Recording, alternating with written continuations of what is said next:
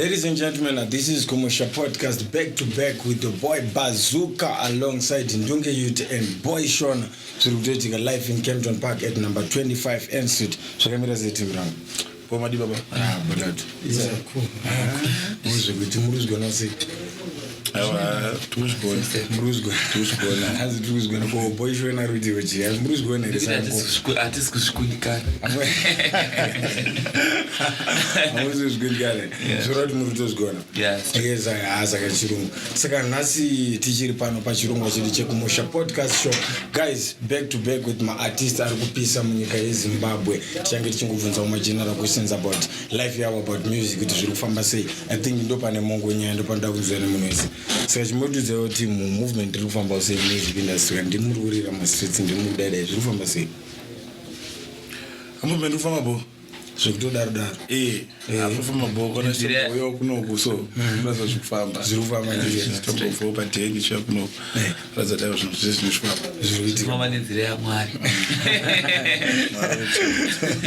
zviri kufamba nenzira ya Mwari saka magezi okay. Saka tiri papo guys, let's just quickly go panyaya dzema music yenyu guys. Dangonzwa papo quick nanzwa kuti anzi nguva dzedu dzakatisiya chimududza mukoma tine ma album American anything chatakatarisira anytime soon sezvo murumbo tendero dai murumbo komashows akawanda zviri kufamba sei pama album manje apana ma album pamwe masingu chete pane masingu masingu kusvika December ngori masingu chete masingu chimwe okay achirungu ndokuzve muri varidzi vendande ndimika zvibaba zvekurudo ndo panobikwa ndiro chokwadi muri yeZimbabwe muri kuzvinzwira mega. So tiri papo timbonzwawo mukoma Ndunge Youth kuti makatigadzira gore rino ngoma. Aiwa tine EP rinotobuda rinonzi Mahombe Kombe ndokunoperera music ivo. Mahombe Kombe Mahombe anopuwa mukombe. Okay. Unachaimba kudarika izvozvo atofa. Kozaiwa ndimika makabata guys, ndimi timu racho riri kuita zviitike especially muzimudanzo. Ndimika makabata ndakavomboona imwe show amene muri kupi pamayiro chisong chita aiwa ndakaona uchisumudza mafans ndaona aiwa baba vari kushanda ndokuti baba vari kubasa. Okay, saka tiri papo boy Shona zvakamira sei, tine any album here naimambo ratakamirira anytime soon? Zvandinoita manini ndinonakirwa nekuburitsa tumasongs twakawanda but rinenge tinzi resiri album kana EP nangori masingles.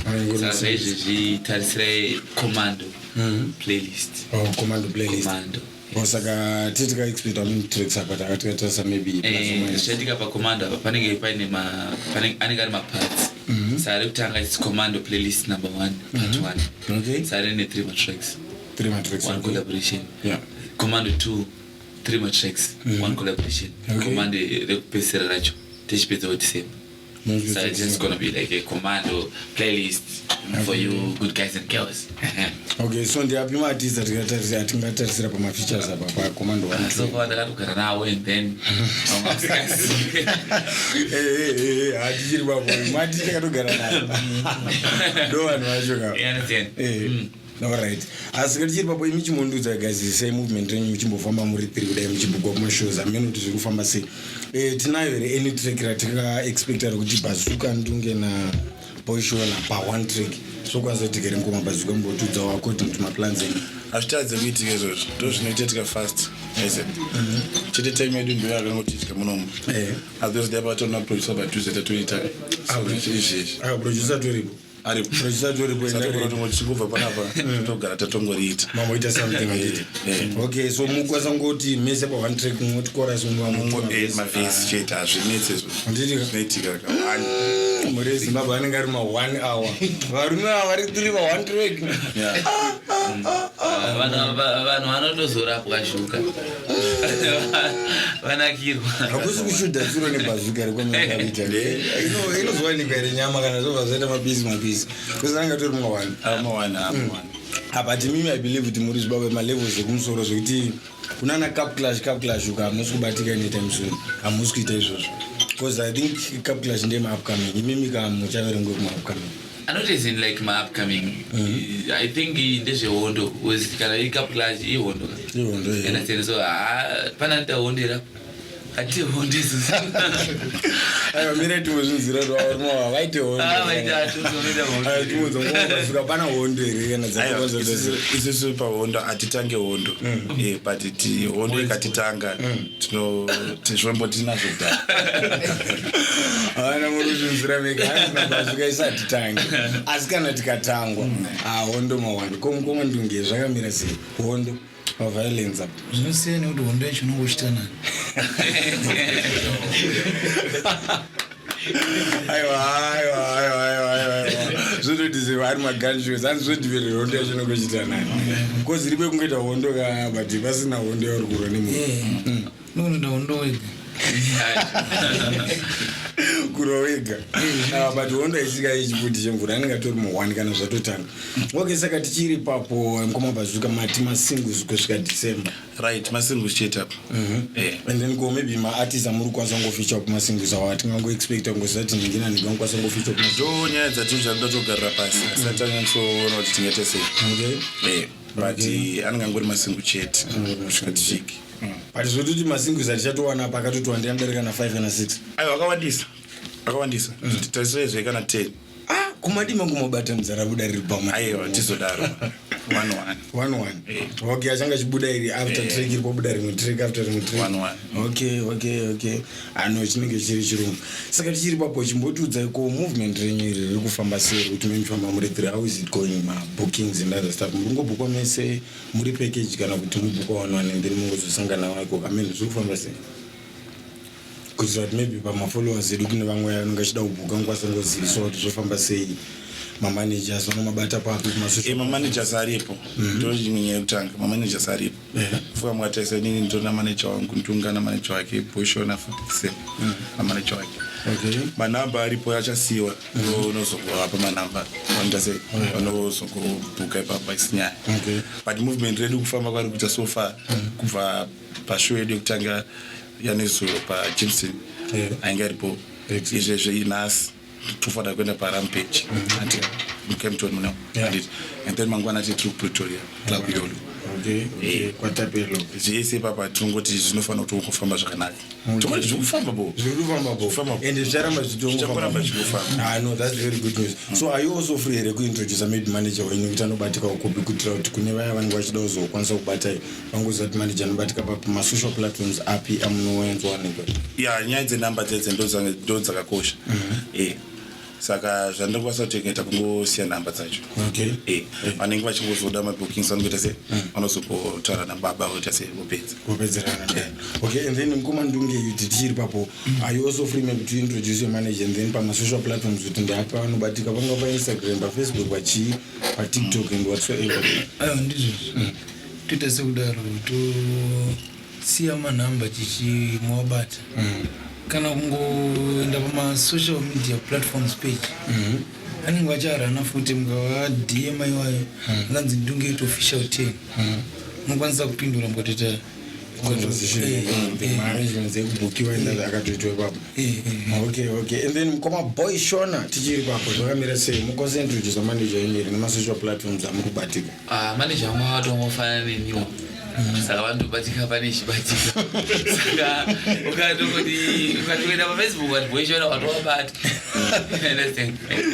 zvangobatana nini so like izvo zvine zina foni but ndivanonga chiita zvindonotoona izvo zvinonotoona patoposta something ndakatogara panapa patoposta something saka ukaona pakanzi boishona imaimage indoende management iyoyo okay also the actual movement inenge ichiranwa namanager zvekutotisizva muri kutaura kuti izvezvi pangokwanisa kutoita mafoto zandopostiwa makagara panapa without you knowing kuti zviri kutoitika ungozotongoona saka management yakanyanya guys kune vaya maartist vari kutsvaka mamanager ndofana kutsvaka mamanagers akarongeka semamanagers vevarume vari panapa hanzi sometimes unotowana maphotos and everything zvatopostiwa without you knowing simply meaning management movement inenge ichirova zvakanaka aiwa saka pamazotisimbisa ndepekuti matimu okwanisa mbotisirawo something makangodai makabatana mungurwa kana chimwe chikolabo chinenge amen mafans anenge angomirira cause zvinisa zvamboitika music industry kuti 3 mabig artist ongosanganira kana chinhu 1 ka 1 I think kuna vamwe vese zviri kumeka sense hazviri zvereuko varume hazviri zvereuko ndizvo because these are 3 big artists so tikambokwanisa mbotiwo ngomabhazuka ndunge itina boishona ka1 wongoti bwa I think izvo chitomeka sense kashi and I think mhuri yezimbabwe munhu wese anenge akatombomirira opportunity yesong yakadaro kutongonzwa ngoti varume vari vese ka1 I think izvo chiri izvo nchombo anditi okay saka tiri vapo pamovement kunana Zimfest kunana chichiuko muri ndimi kama top faces acho tikatasira mabookings ari kufamba sei makatongomirira kuti mabookings atongorohwa ri mumbobatikira because I believe kunongobatika masters akaita semuko so we are willing to see you there zviri kufamba sei hamuna here ma-opportunities amati matoronga kuti guys toita sei titonge zvatotoplan okay zvitoripozvitoplan zvitoti pamberi papapa tinenge takutoita basa and then any mavideos amuchazombotroera muri overseas stuff kana zvasazva zvemaplans inyaya hombeyo tichaigarira pasi tichaigarira pasi mavideo tanodiwa manager muri kuhere muri kuzonzwira hanzi tichaigarira pasi so zvorati mimi namanager muchazogara pasi munyatsodiscussa nyaya yacho because ndimi kaa vanhu vacho vari kupisa musimtanzo industry so we are expecting you guys to be giving my fans something each and every time kuti kuti simtanzo ichirambe ichini otherwise without you simtanzo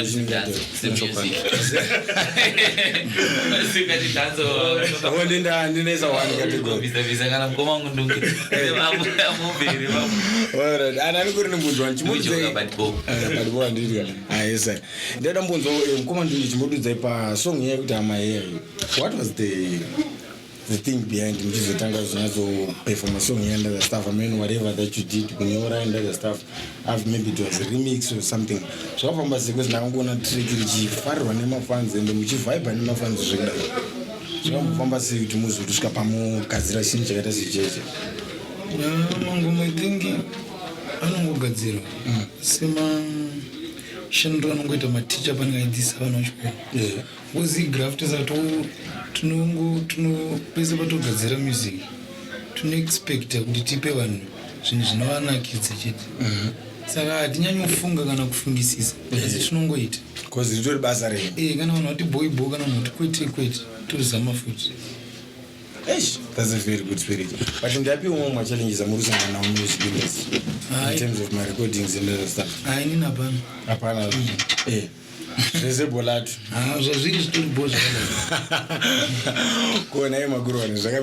And then is there any challenges I'm going to now music industry? Cannot do Zungu Sang and when I was a manager. Sema bit of good Sekurunga Kamari. Pacho no go to see in the but sinosina nepano ndonyati chituitika pamupachona maplans now brain mune mito tendera zvekudaro but unotozongoona kuti zvatoitika ndozvitofanira kutoitika hapana zvekuita understand. Okay. I know zvakanaka tafara kuzinzwa information yakadaro kubva kwamuri. And then mukoma Bazooka timonzayo aramunzwa what was the picture that you having before you recorded Kumba Kwedu or when you were recording Kumba Kwedu, because that was a big track and the track is so vexing, really very somehow Manyori Rocket track that was way much creative.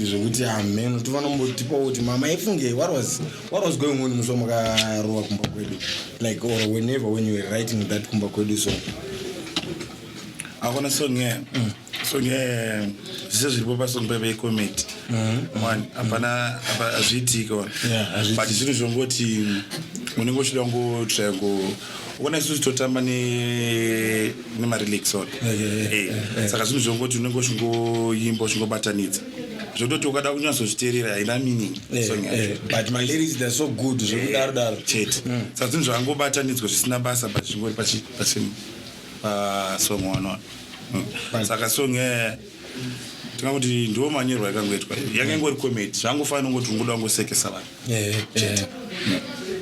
but ati rere mufanira muridzokoroza kakati kaviri kana katatu because that art it was very very unique. It was another style kama pattern ukamangoonako. Yes you're saying it maybe the meaning of the song inokwanisa kusinya zvinzwika but my lines and other stuff it was a top song zvekudaro zvekutoti man guys saka ticha expect more songs akaita sakumba kwedu in the near future. ine atira kangoita zororeya ari kuona ipapa watotaura vega wakati ndofana kumbokatsokorodza saka taakutotsokorodza chatakatsokorodza mungonorwa same atira chiroreri different lyrics anditiwa aiwa saka thanks muri ezimbabwe tichiri papo tinawo maartist ari kupisa zvakare muzimbabwe, not forgetting zvakare vanasaura vedu nitati podcasting ichiendera mberi varipo vecharleston prince panumber 1 Vortrekker in Kempton Park, not forgetting zvakare iriko kuzimbabwe kuharare just opposite Herald kune vaya vanoda anything chiri related to printing, anything chiri related to branding, please visit vecharleston prince muende munobatsirwa nemaprince enyu kuzimbabwe kana muSouth Africa. So thank you very much gentlemen nenguva yamatipa nhasi nekuti tsiko kwamaita kumusha podcast show. So the producers here ameno mamutaura kuti track redu rokwanisa kungoitwa panapa tisingazivi kuti time dzinenge dzakamira sei, but mukwanisa mbotipa reka akapela mukoma and then mongodai chese tinobva kana kaakapela na something chizongopawo mavhanzi kaakapela reka titange chideso aka kanonzi mambo dai masvika nepano temu yakaremerwa chekuti pano angova mazita chete hapana utano kutama dhemuredze funde kuita kunge ngano mambo svikaiti pedze ndima vanhu vabvira kare vatore murima chishuviro kutora hwani yekuzima asi vanhu vari kurima bhati murima watanga mutambo saka sunga tambo dzarebesa tobva tadhonza tambo takumbosiyana nenzendo asi kana tambo dzarebesa tobva tadhonza tambo toti mambo matudzira ugwegweshengwe mambo matudzira ugwegweshengwe mambo matudzira uchenjeri garai kure nemoto kana nejeri. aibazvika zvechokwadi mawanaya saka chinonzi chii mugari chacho akaka manje kanonzi mambo okay katori palist yematrix ayatataura masingles ari kubuda katori papalist okay guys please let's go and check mambo mazvinzwira mega hanzi nakomabvazuka mambo yes aya zviritetika mukoma ndunge iyo titachimbokumbira kambopawo kana ka something no tigozokwanisa kupawo mapanza hamungambosii mapanza anenzara aiwa ndinotenda pano pamusha zvandichaita manje chingozive kuti mahombekombe ri kuuya saka nzeve ngadzingogara dzakavhurika ngaive surprise kwamuri kuti pada kuimbonzi chii ndinenge ndafomora gore ndikaimba pano chigare nedhata abatiurariko pane zvamakamboimba kumashure zvamuri kuziva zvamukwanisa ngobotisirawo mafanzi zvatakambo mashure vanozviziva zvese ende paishopu mungonopresa wazvidunga vabatipenda pakusanati baba mukoma ndunge varamba neakapera okay tichiri papo mukoma boy shona zvayamirasa mukwanisa kumbopawo something here chatiexpectawo obviously mukamboitisa ndunge yetu mwe nomwe afunga hapana vekutunga no handibvazokaita zvake ndingaita zvake iwe chimboitawo zvako timbonzwawo mwe nomwe ane zvake saka toti mukomabvazuka vaimba vandunge vatiende kuyoutube ini ndotiende kuSpotify. Anyways, daiti pamwa zvibude kunzi ndateta iwewe maybe kwenyu azvibvumwe ndiwanikwe ndinewewe daiti pamwa zvibude ndifambe ndinewe maybe kwenyu azvibvumwe shona see now you calling me baby ngavanoiona iyo YouTube pese wapararira yatovapo payoutube izvezvi zvokutoti vanhu vakatonocheka makeke zvese vakutonoadmitwa aiwa chirungu aiwa thank you very much guys for kutitsikawo pakumusha podcast aiwa maita basa masimbisa guys thank you very much ndanzwa kuti nguva dzedu ndo dzakatisiya saka ameno mamuchitaura zvekuti tikwanisa kumboita something ameno nguva dzenyu dzokubvumira here mukwanisa kumbopfiliswa kana mabhitsi kuna zvachaite papo ndikatigare pasina producer tagara pasina itoona kuti tangaitese producer dzakamira sevanhu 5 and 3 15 plus zake 20 anenge achitopenga producer because anenge ari magetsi because mimi you guys are the big artists in the industry so zvikuti kana mukamborwa chuni muri meseka anenge atori magetsi zvekutoresa anenge atori magetsi chaiwo saka zvinhu zvokuti takamira so producer please I think producer ringozonzwira mukana ndoiwo and then obviously pane mamwe macollaboration amuchazoita mukendurwa kumusati madzokera zvirizve ichazongononga 1-2 varipo maartist aita sana Raiden nemamwe maartist like vari mumukeni kwakuti mukwasambotipawo something zvakatikoshera ndizvo. Okay, saka thank you very much muri Zimbabwe. Thank you very much nofollowing yenyu. Nhasi tatsikwa nemaartist manyama pakumusha podcast show. Saka thank you very much guys. Hanzi nguva ndo dzatisiya but kaboom.